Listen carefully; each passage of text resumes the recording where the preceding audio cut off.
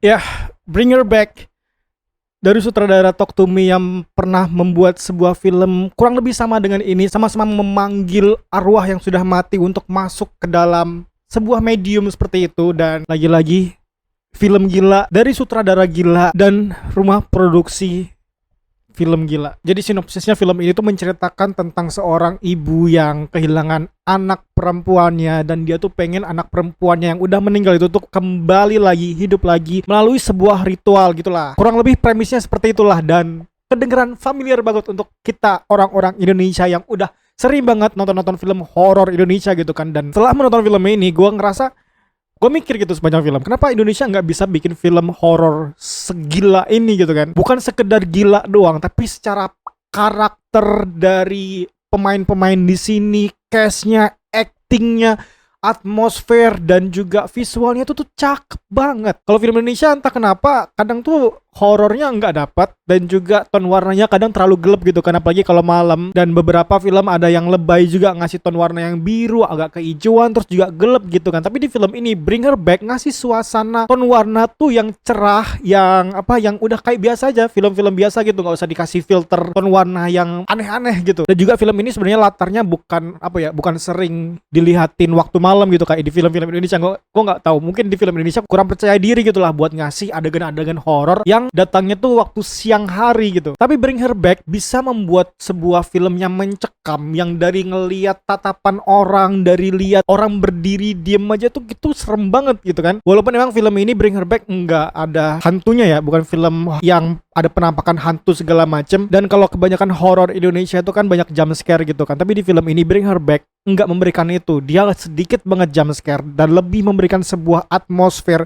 Itu yang mereka kedepankan, memberikan sebuah atmosfer yang tegang, yang enggak enak buat kita ikutin, dan was-was juga, rasa yang apa ya, rasa khawatir di dalam diri manusia tuh muncul gitu di film ini. Entah kenapa film ini lebih baik daripada film horor Indonesia kebanyakan, terutama untuk thread viral. Dan gue bingung ya, kenapa thread viral itu selalu diangkat-angkat terus untuk apa, kisah horor segala macam. Tapi secara kualitas film, secara penceritaan, secara atmosfer yang dibangun itu sama sekali nggak bisa memberikan kualitas yang minimal standar lah dengan film Bring Her Back ini. Dari atmosfernya, dari mencekamnya, dari adegan-adegan ngilu yang dikasih oleh film ini gitu kan. Kalau di film Indonesia apa? Hantu, kebanyakan jump scare gitu.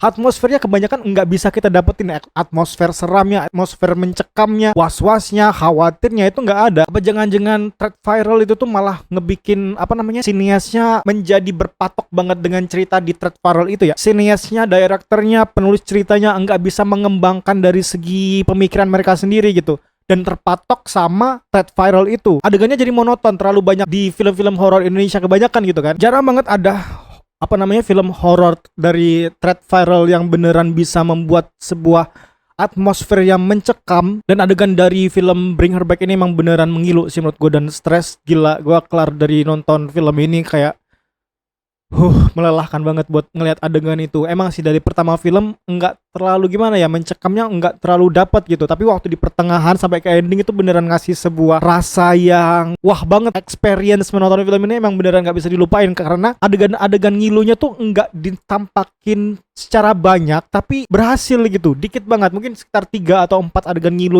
yang film ini kasih, tapi ya ngena gitu. Beda banget sama film horor Indonesia yang selalu ngasih jump scare tanpa melibatkan atmosfer yang seram dan adegan yang seram. Mungkin karena emang keterbatasan untuk ya udah berpatok aja sama thread viral itu kan. Gue sebenarnya setuju aja buat bikin film berdasarkan dari thread viral ataupun kisah nyata semacam itu, tapi harus dilihat benar, ini potensinya bisa membuat sebuah film yang beda dari film-film sebelumnya yang udah pernah dibikin atau belum gitu. Kalau sama aja ya apa bedanya dengan film-film terdahulunya gitu kan. Cerita dari Bring Her Back ini juga enggak apa ya, enggak bertele-tele gitu, langsung to the point. Ada saudara tiri gitu, tapi orang tua mereka ini udah sama-sama meninggal, dan akhirnya mereka dititipkan ke seorang apa ya, wali ataupun apa namanya, psikiater apa gitu, karena kedua anak ini masih di bawah umur. Lama kelamaan barulah kita tahu kalau ibu yang mengasuh mereka sementara ini nih menyimpan sesuatu yang kelam, yang jahat gitu. Dan ya muncullah seorang anak Dajjal itu. Enggak banyak yang dilihatin ke dalam trailernya emang di film Bring Her Back ini, tapi